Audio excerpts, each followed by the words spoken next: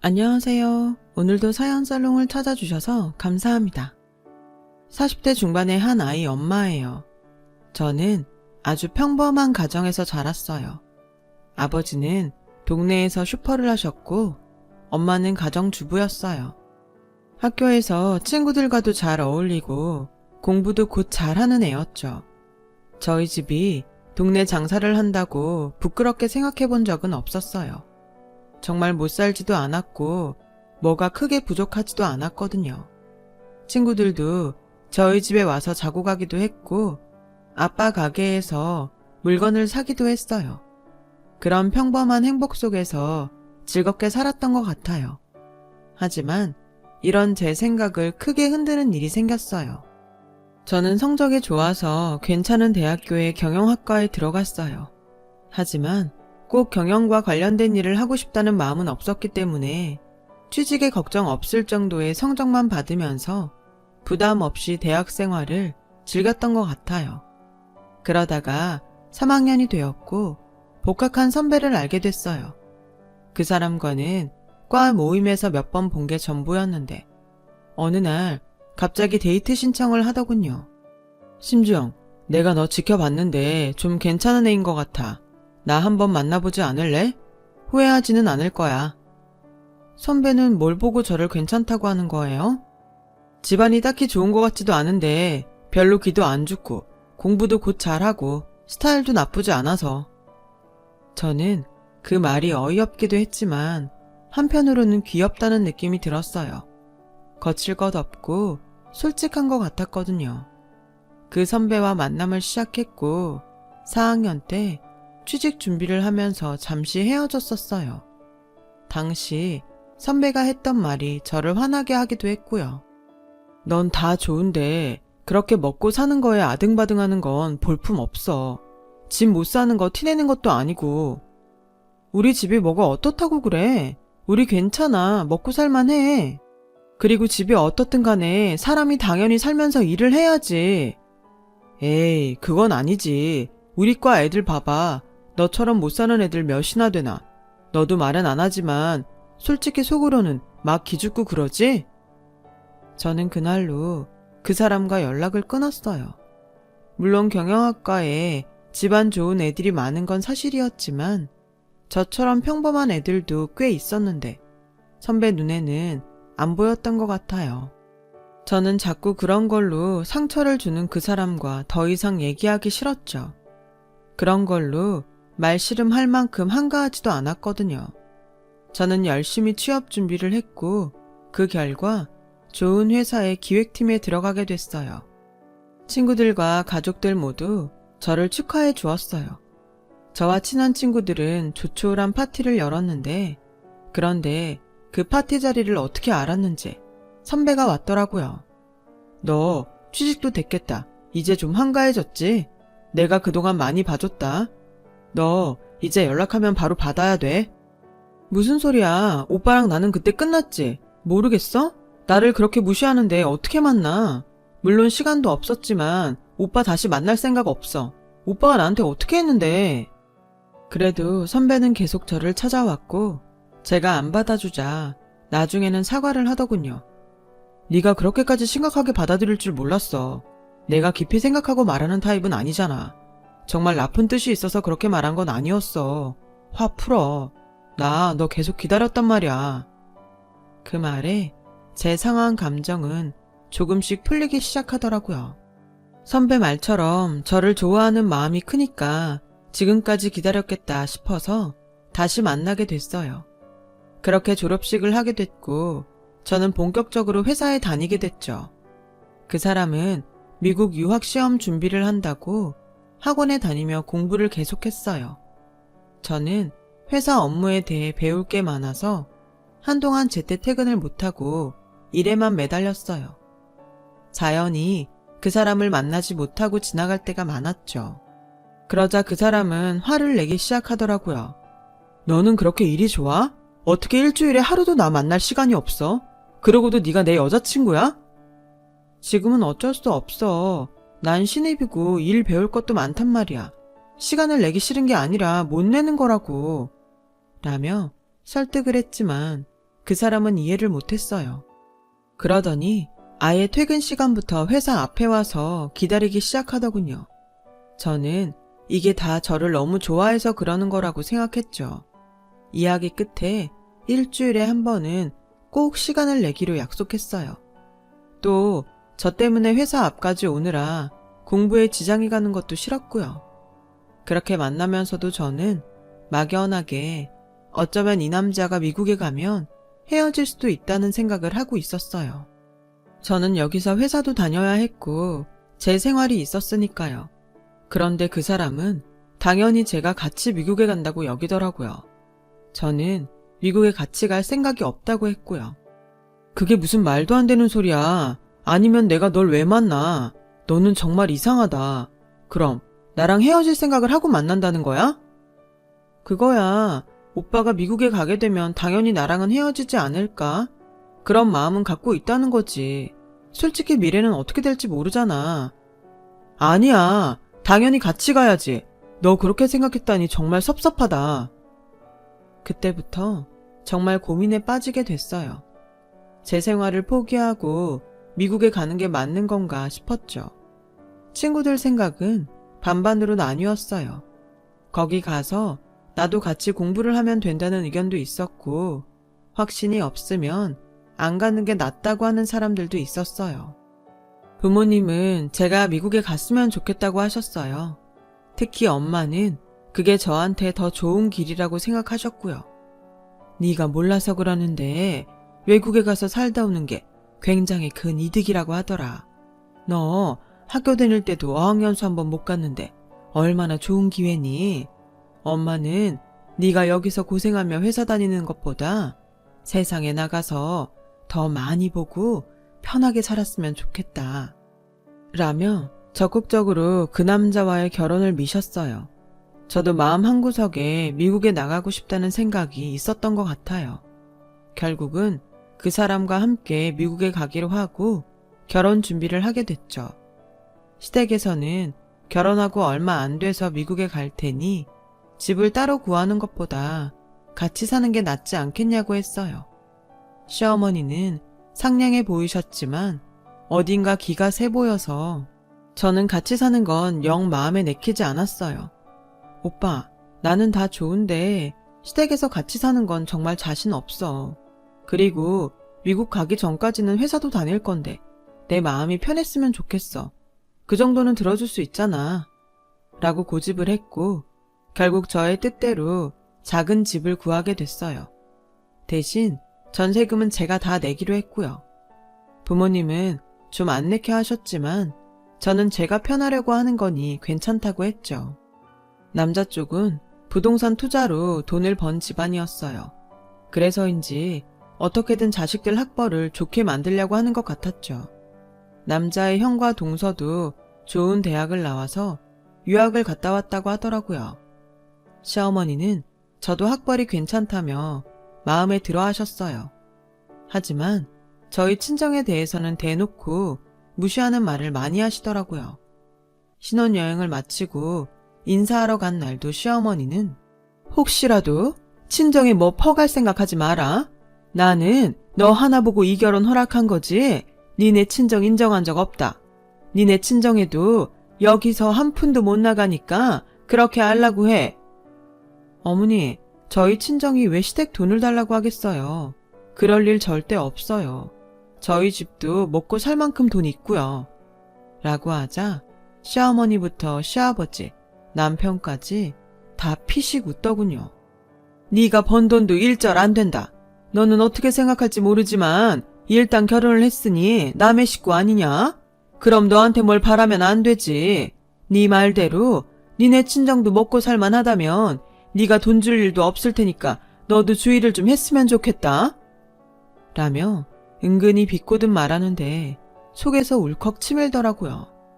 저는 시댁에 있는 내내 불편한 표정으로 아무 말도 하지 않았고 남편은 눈치 없이 떠들고 먹고 하느라 정신이 없었어요. 집에 돌아와서 시어머니 말이 기분 나빴다고 했더니 남편은 근데 엄마 말이 틀린 건 아니잖아. 그런 걸 뭘 기분 나빠해? 너 그게 다 열등감에서 오는 거야. 인정할 건 그냥 인정해. 그러면 기분 나쁠 게 뭐가 있어? 솔직히 니네 친정 못 사는 거 사실이잖아. 우리 집 못 살지 않아. 오빠네보다는 못해도 어디 가서 기죽을 정도도 아니고. 아니, 오빠도 그렇고 오빠네 식구들은 왜 그렇게 우리 집을 무시하는 거야? 어디가 니네 집이야. 이제 니네 집은 여기지. 그리고 동네 슈퍼하면서 뭘 그렇게 돈 있다 못 살지 않는데 박박 우겨. 네가 그러니까 더 못 사는 거 티나. 어디 가서 누가 무슨 말을 해도 그러지 좀 마. 나까지 창피하게 만들지 말고. 아니, 이렇게 우습게 알면서 나랑 왜 결혼했어? 나는 그냥 네가 좋으니까 결혼했지. 아까 엄마 말 못 들었어? 너 하나만 봤다고 하잖아. 나도 마찬가지야. 정말이지 저는 신혼여행에서 돌아온 첫날부터 결혼한 걸 후회하게 될지는 꿈에도 몰랐어요. 이렇게까지 저희 친정을 무시할 거라고는 생각도 못했거든요. 시어머니의 간섭은 그걸로 끝이 아니었어요. 어쩌다가 갈비나 전복으로 반찬을 해서 보내시고는 친정 엄마가 왔다 가셨다고 하면 저희 집에 찾아오셔서 반찬 가짓수를 세며 확인을 하셨어요. 전복찜은 왜 개수가 이것밖에 안 되니? 우리 수철이가 이렇게 많이 먹었어? 문어 숙회는 네가 먹은 거야? 니네 친정엄마가 먹고 간 거 아니지? 예, 우리 집 김치는 고급 재료만 들어간 거야. 너 그거 알고 먹어야 된다. 니네 엄마 오셨을 때 김치 싸주면 안 돼? 그건 퍼주는 김치 아니다. 저는 듣다 못해서 결국 한마디 했어요. 어머니, 맛있고 건강에 좋은 음식 갖다 주시는 건 감사한데 이제 저희가 알아서 해 먹을게요. 마음만 받을게요. 너 회사 다니면서 무슨 음식을 한다고 그래? 청소하는 것도 힘들어 한다면서. 혹시 음식이 입에 안 맞니? 그런 거 아니에요. 힘들어도 저희끼리 해야지 미국 가서도 잘 적응하죠. 라고 하자 시어머니는 못마땅한 표정을 지으면서도 알았다고 하셨어요. 그런데 남편이 공부를 하고 집에 와서 제게 화를 내더라고요. 너는 무슨 인생이 고난 극복하는 게 목표야?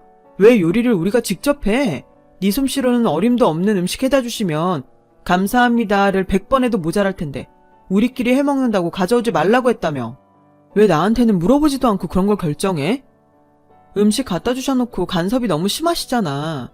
친정 엄마만 왔다 가시면 쫓아오셔서 반찬이 얼마나 남았는지 확인하고. 솔직히 그러는 건 너무하는 거 아니야? 너무 자존심 상해서 말 안 했는데 그렇게까지 하면서 어머니가 갖다 주시는 거 먹고 싶지 않아. 그럼 나는 뭘 먹어? 우리 엄마는 좋은 재료로 만든 거니까 신경 쓰여서 그런 건데 뭘 또 그렇게 예민하게 반응해? 이래서 수준이 맞는 사람들끼리 살아야 된다고 그렇게 말하나 보네. 지금 말 다 했어? 자꾸 수준 하는데 그러는 오빠네 집은 뭐 그렇게 대단한 수준이라고 그래? 그냥 부동산 투기 잘해서 돈 좀 모은 것밖에 없잖아. 뭐? 투기라고 했어 지금? 너 여태까지 우리 부모님을 그런 식으로밖에 생각 안 한 거야? 하도 우리 집 보고 뭐라고 하니까 하는 소리야. 뭐 그렇게 잘났냐고.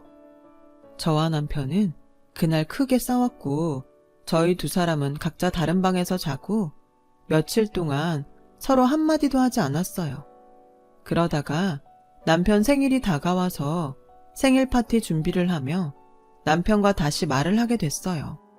결혼하고 처음 맞는 생일인데 그래도 기분 좋게 해주고 싶었죠. 남편이 전부터 갖고 싶어 했던 시계를 선물로 준비하고 평소 좋아하는 음식들을 직접 만들기로 했어요. 하지만 제가 요리를 많이 해보지 않아서 서툰 점이 많았죠. 친정엄마는 전화로 제가 음식 준비를 하는데 힘들다고 하는 얘기를 듣더니 와서 도와주겠다고 하셨어요. 괜찮아 엄마. 우리가 갈 때마다 엄마가 얼마나 음식을 많이 해주는데 뭘 여기까지 와서 해준다고 해. 너무 힘들어. 나야말로 괜찮아. 사위 생일상을 장모가 안 해주면 누가 하니? 라고 하시며 생일 전날부터 오셔서 음식 준비를 도와주셨어요. 생일날은 직접 만드신 양념갈비도 가져오셨고요. 남편이 손님들을 데리고 올 시간에 맞춰서 엄마와 음식을 준비하는데 시어머니가 오셨어요. 시어머니는 금색 보자기로 싼 음식통들을 내려놓으시며 아니, 어떻게 오셨어요? 오신다는 말씀 못 들었는데? 저도 어머니 오시는 줄 몰랐어요. 저희 엄마는 저 음식 만드는 거 도와주러 오셨는데요. 라고 하자 떨떠름한 표정을 짓더니 가져온 음식들을 풀어 놓으시더라고요. 잠시 후 남편과 남편 친구들이 왔고 저와 엄마는 거실에 펴놓은 상에 음식을 날랐어요. 엄마가 직접 양념하신 갈비를 가지고 나오셔서 상 위에 놓았을 때였어요. 갑자기 시어머니가 나오더니 갈비가 담긴 그릇을 바닥으로 확 치우는 거였어요. 이런 거 내놓지 말고 저리 비키세요. 라더니 자기가 가져온 떡갈비를 가운데에 떡하니 놓더라고요. 엄마는 얼굴이 붉어지면서 얼른 부엌으로 피하셨어요. 저는 너무 어이가 없어서 한참을 그 자리에 멍하니 서 있었어요. 시어머니와 남편은 제가 보이지도 않는 것처럼 사람들하고 어울려서 얘기하고 먹느라 정신이 없더군요. 제 소개도 안 하고요. 그제야 저는 남편과 시댁한테 제 위치가 어떤지 깨달았어요. 저는 정신을 차리고 앞치마를 벗고서 엄마 팔을 잡고 그 집을 나왔어요. 엄마도 아무 말씀 안 하시고 저를 따라 나오시더라고요. 집에 도착한 저는 방에 들어가 혼자 펑펑 울고 말았네요. 부모님도 그런 저를 아무 말 없이 보셨죠. 제가 이혼을 하겠다고 하자 부모님도 두말 않고 그러라고 하셨어요. 알고 보니 그동안 시어머니가 친정에 몇 번이나 전화를 해서 저를 꼬셔서 돈 빼내갈 생각하지 말라고 했다는 거였어요. 정말 너무 어이가 없고 화가 나는데 그걸 갚아줄 방법이 없다는 게 더 화가 나더라고요. 그런 중에도 남편은 속이 뒤집히는 말만 했어요. 아니, 그때는 장모님이 좀 눈치가 없으셨던 거 맞잖아. 손님들 상에 그렇게 저렴한 양념갈비를 내놓으면 어떡하냐? 우리 엄마가 또 그런 건 못 참거든. 근데 너 진짜 나랑 이혼하게? 그거 솔직히 너한테 더 불리한 거 알지? 나는 남자고 몇 개월 안 산 거라 괜찮은데 넌 여자라 다르잖아. 실수하지 말고 잘 생각해봐. 내가 한 가장 큰 실수는 너를 만나서 결혼까지 한 거야. 다시 결혼 못하는 일이 있어도 니네하고는 인연 끝낼 거야. 그렇게 저는 이혼을 했고 남편 집에서 비싼 변호사를 선임하면서 위자료도 많이 받지 못하고 끝났어요. 너무 속이 상했지만 이렇게 인연이 끝난 것도 다행이라고 생각했죠. 저는 친한 선배 투자회사에서 다시 일을 하게 됐어요. 정말 한 5년간 다른 건 생각 안 하고 일만 했던 것 같아요. 그렇게 열심히 일을 하다 보니 회사에서도 인정을 받게 됐고 우리 회사 법률 문제를 맡고 있는 법무회사의 변호사에게 고백도 받게 됐어요. 그분은 몇 년 전 부인과 사별을 했고 제가 이혼했다는 것도 알고 있었죠. 짧았던 결혼 생활이지만 기억이 너무 안 좋아서 망설였는데 그분이 워낙 진실되게 설득하기도 했고 그분 어머님도 만나면서 좋은 분들이라는 확신이 생겨 재혼을 결심하게 됐어요. 재혼하고 2년 후 저희는 예쁜 딸을 낳게 되었어요. 저희 부부는 물론이고 양쪽 집안에서도 다 너무 좋아하셨어요. 그렇게 행복한 시간을 보내고 있는데 어느 날 믿지 못할 사람과 마주쳤어요. 바로 전 남편이었죠. 그 사람은 우리 회사에서 투자를 받기 위해 왔더라고요. 제가 맡은 일은 아니었기 때문에 못 본 척하고 있었는데 저한테 와서 먼저 말을 거는 거였어요. 너 여기서 뭐해? 혹시 여기 다니는 거야? 야, 어떻게 이런 데서 만나냐? 진짜 너랑 내 인연도 질기다 질겨. 그렇게 얘기하는데 아무래도 제가 회사에서 허드렛 일을 한다고 생각하는 것 같더라고요. 계속 저를 위아래로 훑어보며 자기는 유학을 갔다 와서 대기업에서 일하다가 창업을 하게 됐다며 자랑을 늘어놓았어요. 저는 한 귀로 듣고 한 귀로 흘리며 제가 할 일에 서류를 챙겼어요. 그때 다른 직원이 저한테 팀장님이라고 하자 전 남편은 놀라서 절 보더군요. 네가 팀장이라고? 어떻게? 쓸데없는 얘기 하실 거면 이만 가주세요. 제가 일 때문에 바쁘거든요. 라며 차갑게 말하고 나왔죠. 그랬더니 다음 날부터 저한테 와서 굉장히 살갑게 구는 거였어요.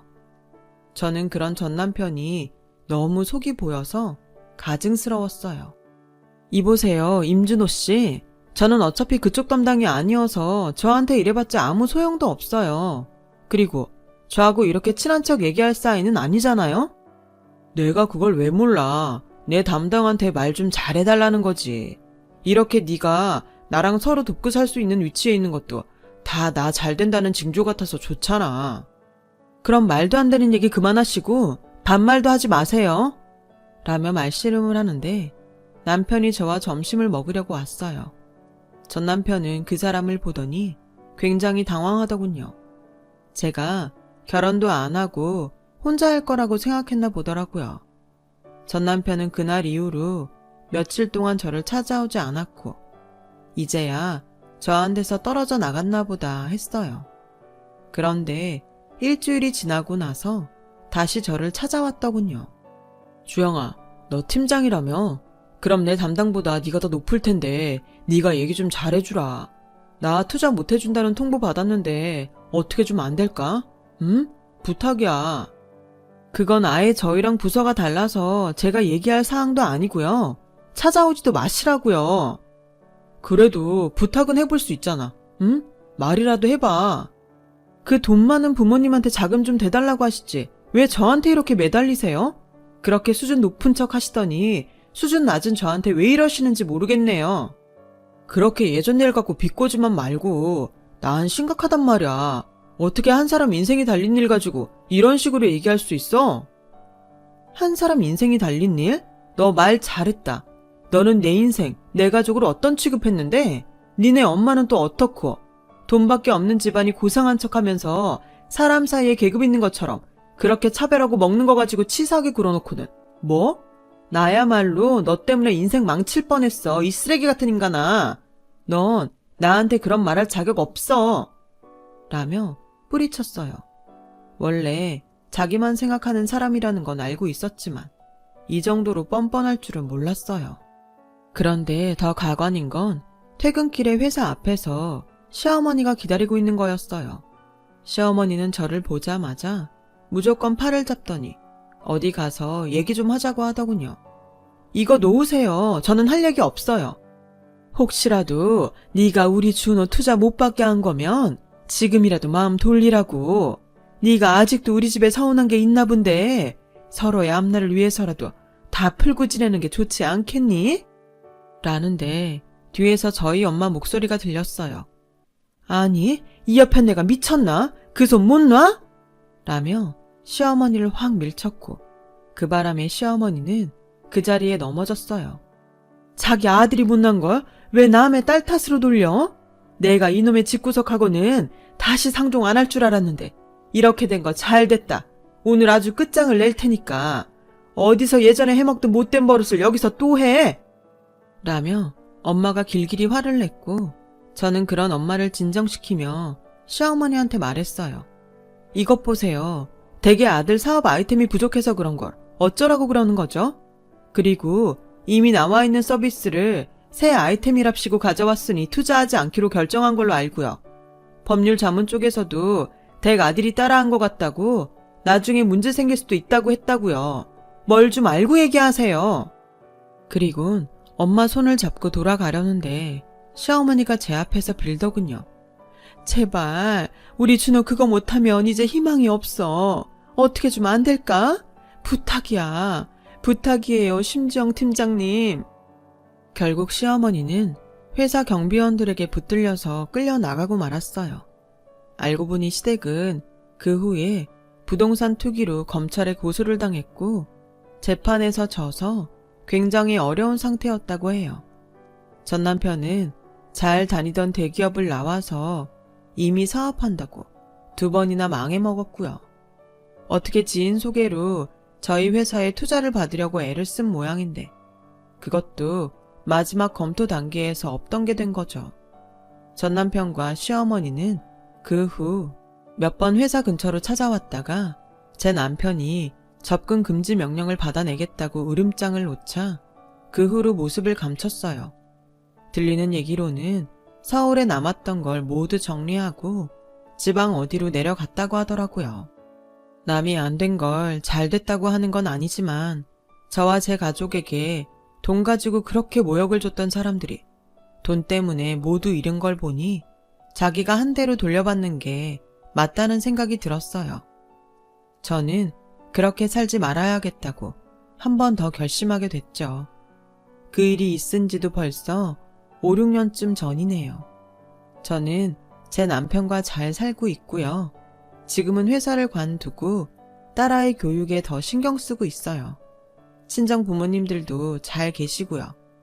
이런 시간을 보내려고 젊을 때 그 고생을 한 건가 싶습니다. 제 얘기는 여기까지예요. 들어주신 모든 분들 감사드리고요. 다들 행복하시고 건강하길 빌게요. 좋은 하루 되세요. 여러분, 사연 댓글에 응원과 현명한 조언 부탁드려요. 좋아요와 구독은 저에게 큰 힘이 됩니다. 오늘도 좋은 일 가득하세요.